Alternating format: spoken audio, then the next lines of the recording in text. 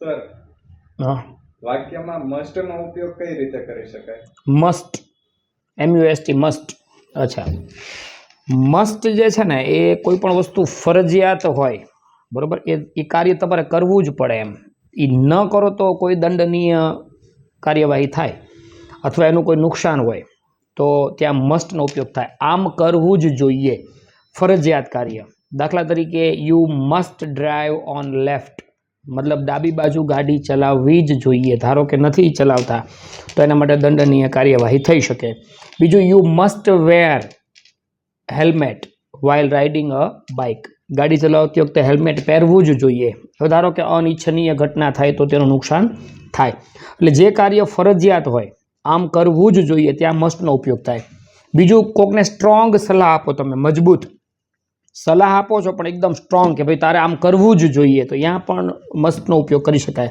દાખલા તરીકે તમે એમ કહો કે ભાઈ you must C that movie, તારે એ ફિલ્મ જોવું જ જોઈએ, એના માટે ખૂબ ઉપયોગી હોય, બરાબર. પછી કોઈ વ્યક્તિ બીમાર છે તો એમ કહો કે તમારે ડૉક્ટર પાસે જવું જ જોઈએ, you must go to a doctor, you must visit, you must consult a doctor, તો ત્યાં પણ મસ્ટનો ઉપયોગ થાય.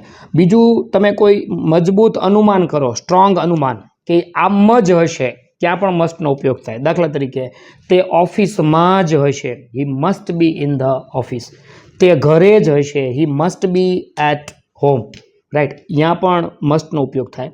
બીજું, કોઈ જગ્યાએ તમે કોઈ નિયમ આપો છો, રૂલ્સ, તો ત્યાં પણ એનો ઉપયોગ તમે કહી શકો. દાખલા તરીકે passengers must not smoke in the bus, બસમાં સિગરેટ સ્મોકિંગ કરવું જોઈએ નહીં. એટલે આ રીતે મસ્ટનો ઉપયોગ થાય. ક્યાંક મનાઈ તમારે કરવી છે, કોઈ વસ્તુ ના પાડવી છે સ્ટ્રોંગલી, તો ત્યાં પણ મસ્ટ વપરાય. You must not talk during examination, બરાબર, પરીક્ષા દરમિયાન તમારે વાતો કરવાની નથી.